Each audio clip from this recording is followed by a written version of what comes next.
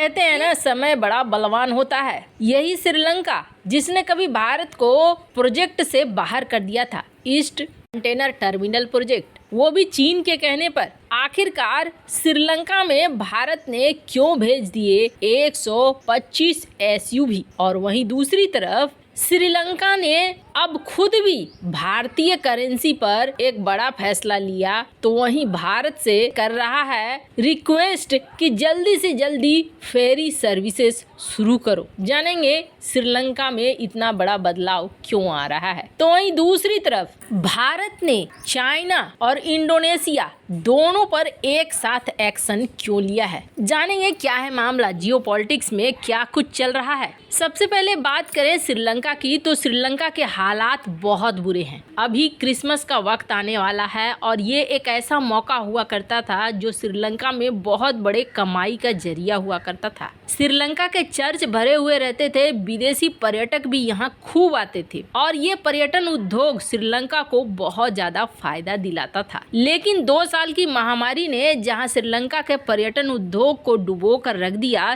तो वही बाकी रहा सहा कसर उसके दिवालिया होने के बाद शुरू हो चुका है। यानी इस वक्त क्रिसमस के लिए पता नहीं श्रीलंका रेडी है या नहीं है, क्योंकि खाने के लाले पड़े हुए हैं और चाइना उसके IMF से लोन को पास नहीं होने दे रहा है। पर इन सब के बीच में श्रीलंका की मदद करने के लिए अगर कोई आ रहा है तो वो भारत है, जो अभी भी मदद कर रहा है। और फिलहाल रूस की भी इसमें एंट्री हो गई है। रूस ने भी अब श्रीलंका के साथ व्यापार करना शुरू किया है। तो अब फ्रांस भी इसके श्रीलंका के साथ डेयरी उद्योग में मिलकर चलने को तैयार है, साथ मिलकर काम करने को तैयार है। यानी फ्रांस भी अब साथ आया श्रीलंका का। तो वहीं श्रीलंका ने भारत से रिक्वेस्ट किया है कि जितनी जल्दी हो सके फेरी सर्विसेज शुरू कीजिए। यानी कि यहाँ से वहाँ जो जाते हैं लोग, आते हैं जहाज़ों का यहाँ से वहाँ जाना, उस चीज़ को आप शुरू कीजिए। और ऐसा करने का मेन मकसद है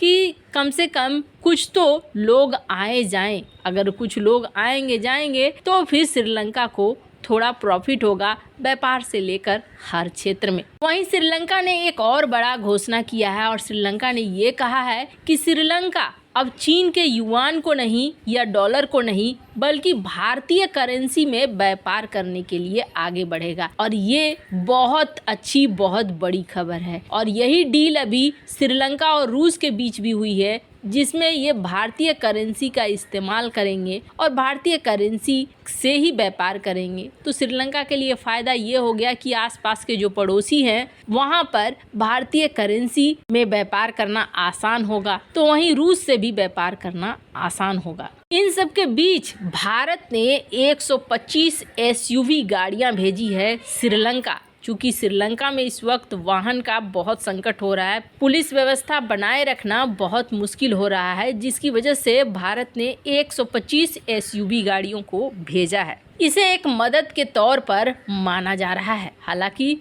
श्रीलंका की मदद जो दिग्गज देश हैं, बड़े देश हैं, उनमें से अभी कोई खास सामने नहीं आया है, एक रूस को छोड़कर। जहां एक तरफ ये सब कुछ हो रहा है, तो वहीं दूसरी तरफ भारत ने एक तगड़ा वाला एक्शन लिया है। और ये तगड़ा वाला एक्शन भारत ने इंडोनेशिया और चाइना दोनों पर लिया है। दरअसल हुआ क्या, भारतीय स्टील उद्योग, ये माना जा रहा है कि अगले साल तक इसे थोड़ी प्रॉब्लम होने वाली है। अब भारतीय स्टील उद्योग में प्रॉब्लम क्यों हो रही है? भारतीय स्टील उद्योग तो काफी तेजी से आगे बढ़ रहा था, फिर ये समस्याएं क्यों शुरू हो गई? तो ये समस्याएं शुरू हुई, पहले बात करते हैं चाइना की। चाइना ने यहाँ पर अपने खराब क्वालिटी के स्टील को डंप करना शुरू कर दिया सस्ते दाम पर। अब जैसे ही चाइना के स्टील सस्ते दामों पर भारतीय मार्केट में आने लगे, भारत की जो डोमेस्टिक अपनी कंपनियां हैं वो धीरे धीरे बैठनी शुरू हुई, उनका प्रॉफिट मार्जिन कम होने लगा, चाइना की सस्ती स्टील को लोग खरीदने लगे। और चाइना ने ये प्रॉफिट भी भारत से ही कमाया। भारत के पास जो आयरन ओर होते हैं, आयरन के अयस्क होते हैं, उनकी दो क्वालिटी होती है। एक तो बढ़िया वाली क्वालिटी होती है, बढ़िया वाली क्वालिटी भारत अपने पास रखता है, उससे स्टील उद्योग वगैरह में काम लाया जाता है। लेकिन जो खराब वाली होती है क्वालिटी, वो दे दी जाती है चीन को। चीन इसे बड़ी भारी मात्रा में खरीद लेता है और फिर उसी को कई मिश्र धातुओं से मिला कर स्टील बनाता है और फिर उस स्टील को डंप करना शुरू करता है। भारत ने हाल ही में एक निर्णय लिया था जिसमें बैन लगा दिया था कि नहीं, हम लो ग्रेड वाले ये अयस्क भी नहीं बेचेंगे। पर भारत आखिर इतने अयस्क रख के करेगा क्या? इसका कोई खास यूज है नहीं। अगर इसे किसी मिश्र धातु में मिलाकर बनाते भी हैं तो वो एक लंबा प्रोसेस है। चीन की तरह घटिया सामान बनाकर बेचना है नहीं। एक बार नाम खराब हो गया तो फिर मार्केट से बाहर का रास्ता बहुत आसान हो जाता है। यही वजह है कि भारत ने आखिरकार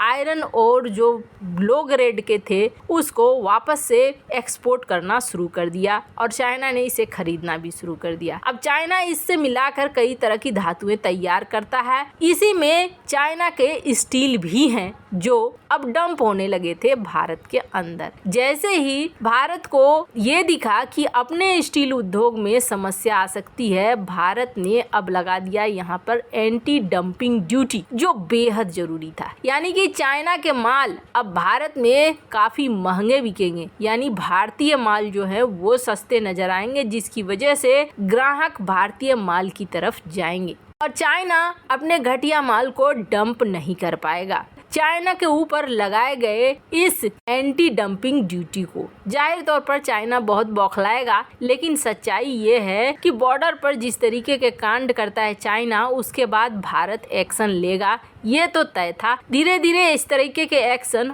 और भी ज्यादा बढ़ेंगे। और न सिर्फ चाइना, इस वक्त उद्योग को लेकर भारतीय सरकार बहुत ज्यादा एक्टिव है। और इसका दूसरा प्रमाण देखिए, भारत ने न सिर्फ चाइना के ऊपर एक्शन ले लिया बल्कि इंडोनेशिया के ऊपर भी एक्शन ले लिया। व्यापार अपनी जगह है, रणनीति और डिफेंस अपनी जगह है। इंडोनेशिया जो कि चाइना का दुश्मन है, उसके साथ भी भारत अपने हितों का समझौता नहीं करता है, ये देखने को मिला। क्योंकि इंडोनेशिया ने भी भारत में विस्कोस फाइबर को डंप करना शुरू कर दिया था। अब ये विस्कोस फाइबर है क्या? एक तरीके से ये कृत्रिम रुई है जो घटिया क्वालिटी के होते हैं, जिनको ये भारत में बेचने लगा और इसकी वजह से भारत के कॉटन उद्योग को भी झटका लगने लगा। टेक्सटाइल इंडस्ट्री में बहुत ज्यादा असर पड़ने लगा, जिसके बाद भारत की संस्थाओं ने अब भारतीय सरकार को ये कहा है कि इंडोनेशिया के ऊपर भी एंटी डंपिंग ड्यूटी आप लगाओ, ताकि ये जो फाइबर हमारे मार्केट में उतार रहे हैं, इससे हमारे टेक्सटाइल इंडस्ट्री को बहुत बड़ा झटका लग रहा है। कहा जा रहा है कि जल्द इस मामले पर भी विचार किया जा रहा है और उस पर भी एक्शन लेने की तैयारी में है सरकार। वैसे आपको क्या लगता है, क्या भारतीय सरकार बिल्कुल सही दिशा में चल रही है? कमेंट कर अपनी राय जरूर बताएं। जल्द मिलते हैं अगले वीडियो में नई खबर के साथ।